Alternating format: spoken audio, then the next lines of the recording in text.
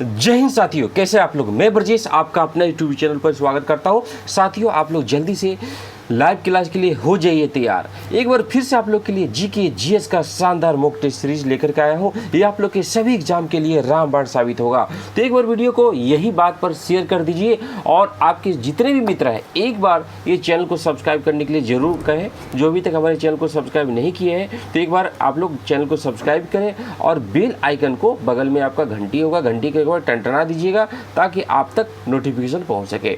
तो दोस्तों चलो स्टार्ट किया जाए आज का नेक्स्ट क्वेश्चन के साथ। प्रथम जैन संहिता किसके समय में आयोजित की गई थी? ऑप्शन ए अजातशत्रु, बी है चंद्रगुप्त मौर्य, सी है अशोक और डी है बिंदुसार। कमेंट करके आप लोग जल्दी से बताने का प्रयास करें इसका सही जवाब क्या होगा। किसके समय में बौद्ध संहिता का आयोजन किया गया था? आपकी स्क्रीन पर प्रश्न है, जल्दी से बताइए। तो इसका सही जवाब हो जाएगा बी हो जाएगा, चंद्रगुप्त मौर्य के समय में। दोस्तों जैसे कि आप लोग को पता है कि चंद्रगुप्त मौर्य ये खुद जो है जैन धर्म से अपना ये धर्म को जो है अपनाया था, जैन धर्म से संबंधित थे। और यह अंतिम समय में क्या किया था, अपने अंतिम समय में यह जैन धर्म को अपनाया था। और ये कहाँ पहुँच गए थे? श्रवण बेलगोला के पास में। ओके, तो आप लोग याद रखिएगा। और ये कर्नाटक पहुँचे थे। कर्नाटक पहुँच करके क्या किए थे, अपने ये प्राण त्याग करके, मतलब सेलेखना विधि से अपने प्राण को त्याग दिए थे। ठीक है, चलो भैया अब हम लोग बात करते हैं चंद्रगुप्त मौर्य के बारे में। चंद्रगुप्त के बारे में हम लोग बात करते हैं। तो दोस्तों चंद्रगुप्त मौर्य के ही समय में क्या हुआ था, यही मौर्य वंश के संस्थापक चंद्रगुप्त मौर्य के समय में क्या होता कि 3 BC ईस्वी में जैन धर्म का प्रथम संगति का आयोजन किया जाता है। और इस समय क्या होता है, जैन धर्म 2 भागों में बढ़ जाता है। एक होता है स्थूल भद्र के नेतृत्व में श्वेतांबर, और आपका भद्रभाव के जो लीडरशिप में क्या होता है, दिगंबर। ठीक है भाई, तो नोट कीजिएगा आप लोग। चलो अब हम लोग बात कर लेते हैं। तो आगे मैं आप लोग को बताना चाहता हूं कि नेक्स्ट आपसे पूछा जाए कि बताओ भाई कि द्वितीय बौद्ध जैन संगति का आयोजन कहाँ हुआ था? द्वितीय जैन संगति का आयोजन कहाँ हुआ था? तो यह हुआ था 6ठी शताब्दी में वल्लभी, गुजरात में। ठीक है भाई, चलो अब हम लोग नेक्स्ट क्वेश्चन पे आ जाते हैं। अगला क्वेश्चन स्क्रीन पर है। 1938 में किसने बिहार में मोमिन कांग्रेस की स्थापना की थी? 1938 में किसने बिहार में मोमिन कांग्रेस की स्थापना की थी? ए है मजरूल हक, बी है सैयद अहमद यूम, सी है अब्दुल कयूम अंसारी, डी है राजेंद्र प्रसाद। क्या उत्तर होगा भाई? आप लोग जल्दी से कमेंट करके बताइए। तो साथियों इसका सही जवाब क्या हो जाएगा? उत्तर हो जाएगा सी, अब्दुल कयूम अंसारी के नेतृत्व में। ठीक है दोस्तों, मोमिन कांग्रेस की स्थापना 1938 में किया गया था। ठीक है, एक बार फिर से आप लोगों को बताना चाहता हूँ कि दोस्तों बहुत जल्द आप लोग का बिहार SSC CGL 3rd आप लोग के नोटिफिकेशन आने वाला है। और इसमें बहुत ज़्यादा वैकेंसी, लगभग 2100 वैकेंसी रहेगा। और इंटर लेवल का भी SSC आने की संभावना है। ये भी बहुत जल्द जो है ये महीने का लास्ट वीक तक में आ जाएगा। ठीक है, तो आप लोग बने रहिए, वीडियो को अधिक से अधिक शेयर करें। जो मित्र अभी तक हमारे चैनल को सब्सक्राइब नहीं किए तो प्लीज़ भैया आप लोग चैनल को सब्सक्राइब कर लीजिए। क्योंकि दोस्तों घटना चक्र का हम लोग टेस्ट सीरीज स्टार्ट करने जा रहे हैं। 1 साल का घटना चक्र, जो भी घटना हुई है सब मैं आपको बताऊँगा। घटना चक्र और स्पीडी और दर्पण 3-4 मैगजीन का निचोड़ आपको मिलेगा।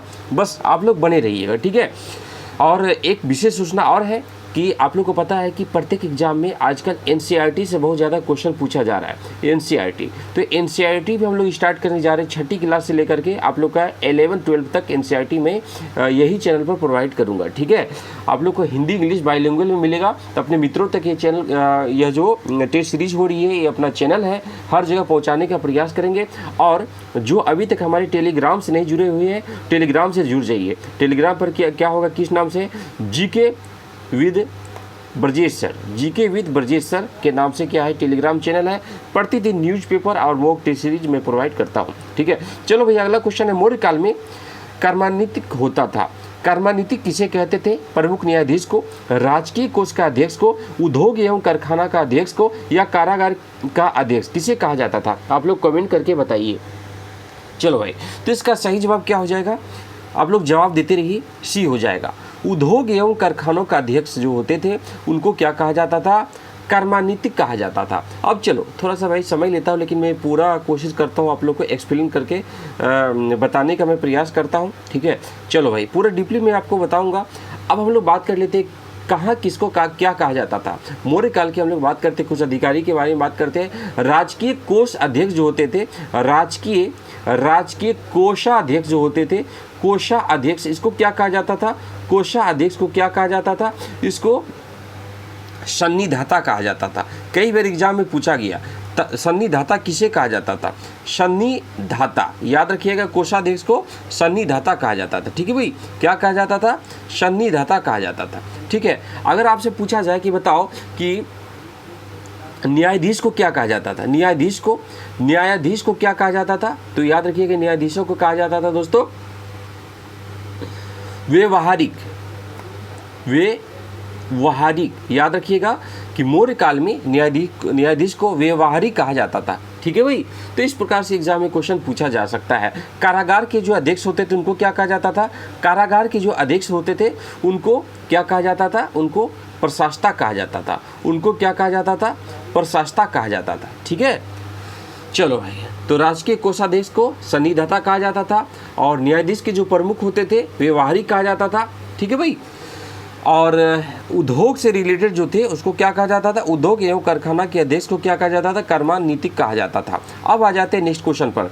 पाल वंश के किस शासक ने मुंगेर को अपनी राजधानी बनाई थी? और नेक्स्ट जो क्लास में लूंगा उसमें भारत के प्रमुख लोक नृत्य, लोक कला जो है ट्रिक के माध्यम से मैं आपको याद कराऊंगा। कभी लाइफ में आप नहीं भूल पाएंगे, ठीक है भाई। तो बहुत सारी चीज़ मैं आपको ट्रिक से बता रहा हूँ, ठीक है, कि आप कोई भी एग्जाम में बैठो तो आपका जो है 5-6 नंबर पक्का हो जाए, ठीक है भाई। चलो अब हम लोग बात करते हैं, अगर प्रतिदिन बने रहोगे तो ज़्यादा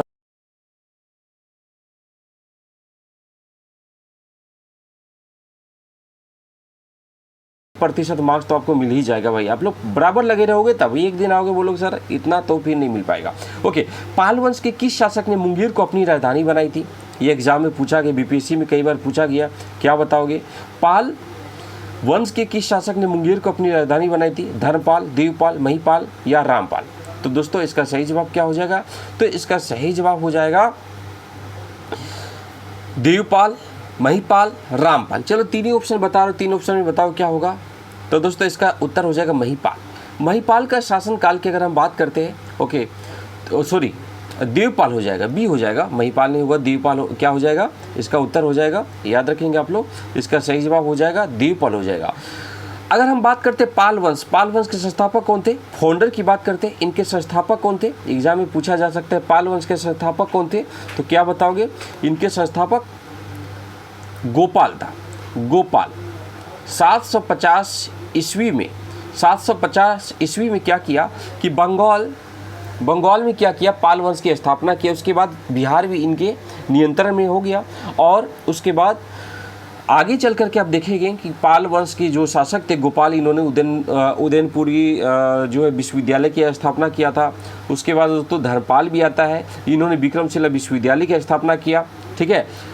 देवपाल की बात करते हैं, देवपाल ने दोस्तों नालंदा विश्वविद्यालय में बहुत सारा जो है वहाँ के जो बौद्ध भिक्षु थे उनके बौद्ध भिक्षु को बहुत ज़्यादा दान भी दिए थे, ठीक है। तो देवपाल ने क्या किया? इन्होंने राजधानी किसको बनाया? मुंगेर को। मुंगेर पता है अंग क्षेत्र, मुंगेर को क्या किया? इन्होंने अपनी राजधानी बनाया था, ठीक है। चलो अब आ जाते हैं नेक्स्ट क्वेश्चन पर। निम्न में से कौन सा युद्ध शेरशाह सूरी से संबंधित नहीं है? इनमें से कौन सा युद्ध जो है शेरशाह सूरी के द्वारा संबंधित नहीं है? चौसा की युद्ध, सूरजगढ़ की लड़ाई, विलग्राम का युद्ध या सामूगढ़ की लड़ाई? बताना है दोस्तों कि शेरशाह सूरी के द्वारा इनमें से कौन सी लड़ाई नहीं लड़ी गई थी। चलो कमेंट करके आप लोग बताइए, चौसा, सूरजगढ़, क्या होगा? जल्दी आप लोग कमेंट करके बताइए। चलो आपको पूरा डिटेल में बताना चाहता हूँ दोस्तों। अगर चौसा की बात करते हैं तो चौसा की लड़ाई कब लड़ी गई थी? तो चौसा की बात करते हैं 1539 में। और इस युद्ध में किसके बीच में युद्ध हुई थी? तो यह दोस्तों शेरशाह सूरी और हुमायूं के बीच में, हुमायूं को हरा दिया गया था। उसके बाद बात करते हैं नेक्स्ट किस होता है 1540 में बिलग्राम का युद्ध। शेरशाह सूरी ने हुमायूं को बुरी तरह से खदेड़ देते हैं और दिल्ली के गद्दी पर बैठता है। तो प्रथम बिहारी जो दिल्ली के गद्दी पर बैठा था शेरशाह सूरी, कब? तो बिलग्राम के युद्ध के पश्चात। किसको हराया था? हुमायूं को हराया था। ठीक है, अब बात कर लेते हैं सूरजगढ़ की लड़ाई। तो दोस्तों सूरजगढ़ की लड़ाई की हम लोग बात करते हैं तो 1556 में लड़ी गई थी। ये शेरशाह सूरी ने क्या किया था कि बंगाल के जो शासक थे महमूद शाह को हराया था। 15 याद रखेंगे कब? तब 1536 में, 56 नहीं 1536 में शेरशाह सूरी ने बंगाल के शासक महमूद शाह को बुरी तरह से हरा दिया था। समझ में आ रही बात? और शामूगढ़ की लड़ाई की बात करते हैं 1658 में शाहजहां के पुत्रों के बीच में लड़ा गया था। और दोस्तों क्या हुआ कि औरंगजेब ने क्या किया था कि शामूगढ़ की लड़ाई में कि दारा सिक्कों को बुरी तरह से हराया था। दोस्तों अगर पूछा जाए मुगल काल के सबसे बड़ा विद्वान, सबसे ज़्यादा पढ़े लिखे कौन थे, तो दोस्तों क्या उत्तर हो जाएगा? कमेंट करके बताएं। दारा सिक्को। ये किसका बेटा था? तो शाहजहां का बेटा था। सबसे पढ़ा लिखा, मुगल काल के सबसे ज़्यादा पढ़े लिखे थे। अगर पूछा जाए सबसे अनपढ़ कौन थे, तो दोस्तों अनपढ़ की बात करें अकबर पढ़ा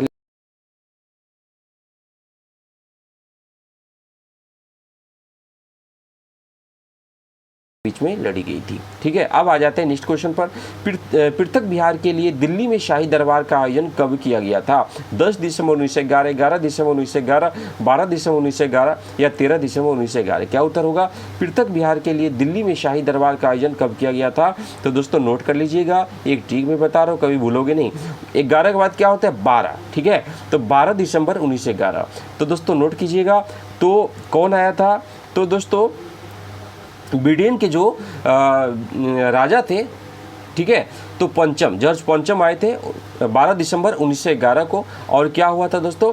इसी समय शाही दरबार, इसको किस नाम से जाना जाता है? शाही दरबार। इसमें क्या हुआ था? इसमें दोस्तों शाही दरबार में क्या होता है? बिहार के लिए दिल्ली में मतलब कहा गया कि भैया ऐसा है कि बिहार को भी क्या करना है? यह अलग प्रांत बनाना है। बंगाल से बिहार को अलग प्रांत बनाया गया। और इसी बीच क्या होता है कि यही दरबार में, यही शाही दरबार में क्या हुआ था कि जो बंगाल था, बंगाल 2 भागों में जो बटा था 1905 में आपको बताया गया था। ठीक है, 16 अक्टूबर 1905 में बंगाल अलग हो गया था।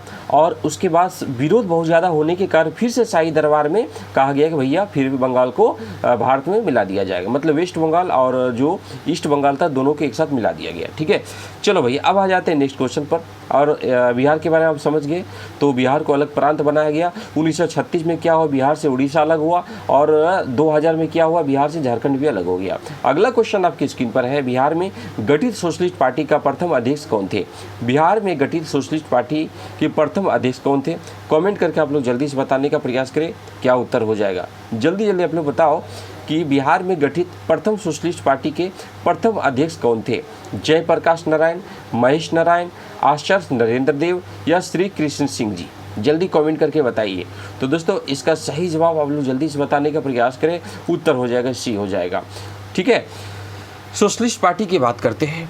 तो दोस्तों इनका प्रथम बार जो गठन की अगर बात करते हैं 1931 में हुआ था। लेकिन औपचारिक साहब से पूछा जाए, औपचारिक, अक्सर औपचारिक पूछा जाता है, औपचारिक की बात करते हैं 1934 में इनकी औपचारिक रूप में इनका गठन किया गया था। इनके अध्यक्ष कौन थे? नरेंद्र देव, आचार्य नरेंद्र देव। और याद रखेंगे इनके अध्यक्ष कौन थे? अध्यक्ष की बात करें तो नरेंद्र देव इनके अध्यक्ष थे। अगर पूछा जाए सचिव कौन थे, तो सचिव दोस्तों जयप्रकाश नारायण, जेपी कौन थे? तो यह सचिव थे। ठीक है भाई, चलो दोस्तों अब नेक्स्ट क्वेश्चन की ओर हम लोग मूव करते हैं। निम्नलिखित में से कौन सा जिला नेपाल के साथ सीमा नहीं बनाता है? आप लोग कमेंट करके जल्दी बताएं। निम्नलिखित में से कौन सा जिला नेपाल के साथ सीमा नहीं बनाता है? पश्चिम चंपारण, शिवहर, मधुबनी, मधेपुरा? क्या उत्तर होगा? जल्दी से कमेंट करके बताएं। तो दोस्तों नोट कीजिएगा, अगर हम बात करते हैं, चलो मैप के माध्यम से मैं आपको बताऊंगा, क्योंकि मैं आप लोग से प्रोमिस किया था कि मैं कुछ भी बताऊंगा मैप के माध्यम से। आप देख पा रहे हैं नेपाल से जो सटा हुआ बिहार का जिला है कौन कौन सा है?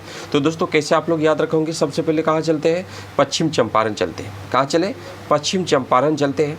पश्चिम चंपारण हम लोग चलते हैं घूमने के लिए। चलो भैया पश्चिम चंपारण। और यहीं के थे रविश कुमार जी, जिन्हें रेवेन्यू विशेष पुरस्कार मिला पश्चिम चंपारण के। ठीक है, और उसके बाद पूर्वी चंपारण आता है। क्या आता है? उसके बाद पूर्वी चंपारण आता है। फिर कौन सा आता है? कलर जरा चेंज कर लेता हूँ। उसके बाद कौन आता है भैया?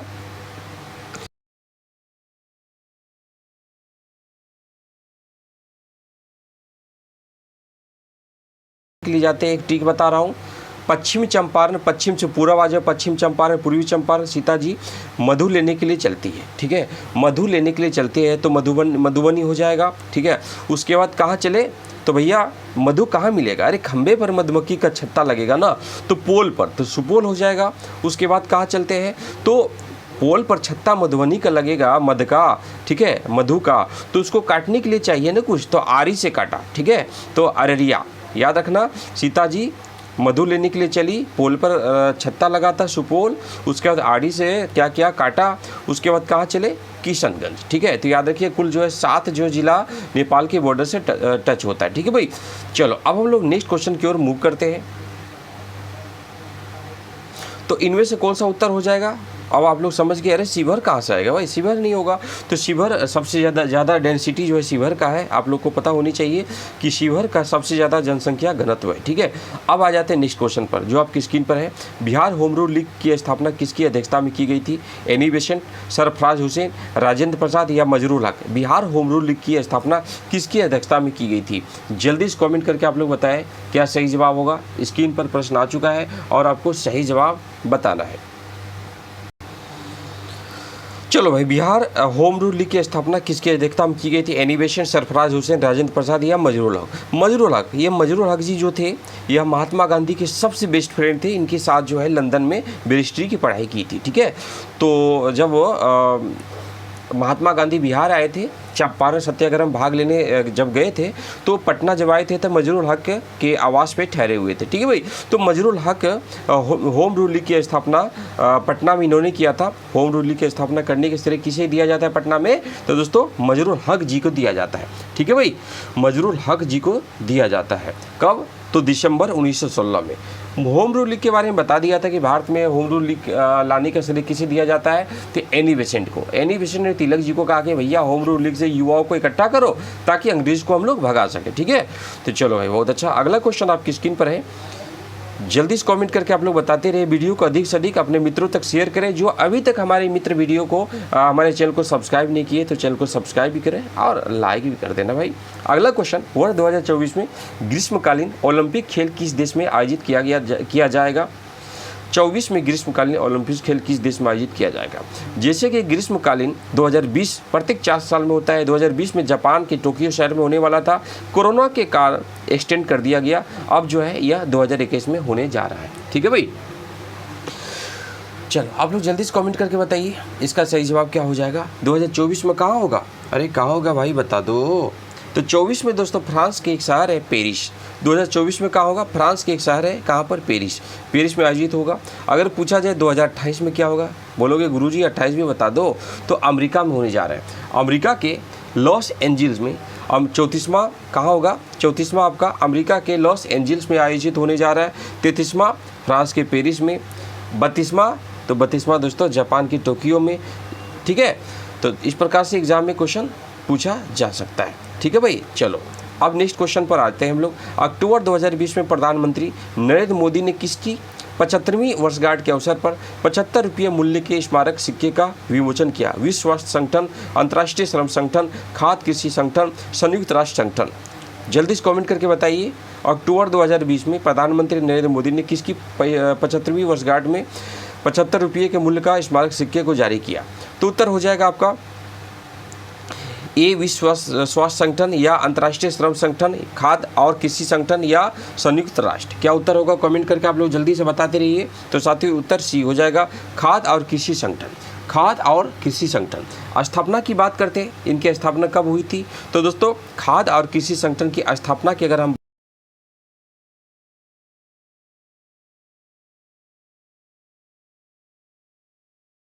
के रोम शहर में इनकी क्या है, हेडक्वार्टर है। स्थापना कब हुई थी, 1975 में। याद रखिएगा इंदिरा गांधी के समय 1975 में आयोजित किया गया, इनका जो गठन किया गया था, ठीक है भाई।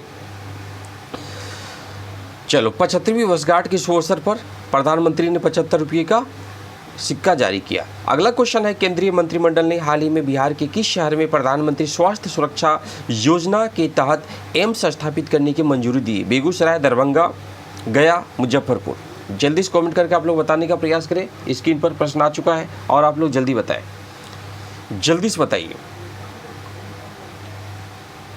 तो दोस्तों इसका सही जवाब होगा दरभंगा। कहाँ? तो दरभंगा। नोट कीजिएगा, दरभंगा में जो है आपको पता है सबसे पहला एम्स दिल्ली में स्थापित किया गया था। उसके बाद इसी के मतलब रूप में जो है भारत के कई राज्यों में एम्स की स्थापना की जा रही है। पहला बिहार का एम्स पटना में और दूसरा जो है दरभंगा में स्थापित किया जा रहा है। ठीक है भाई, तो आज के लिए इतना ही, फिर मिलते हैं नेक्स्ट क्लास के साथ। और नेक्स्ट क्लास जो है लोक नृत्य से रिलेटेड ट्रिक लेकर के आ रहा हूँ। आप लोग वीडियो को अधिक से अधिक शेयर करें, लाइक करें। जो नए हमारे मित्र हैं चैनल को सब्सक्राइब जरूर करें। फिर मिलते हैं मेरे प्यारे भाई। जय हिंद, जय भारत।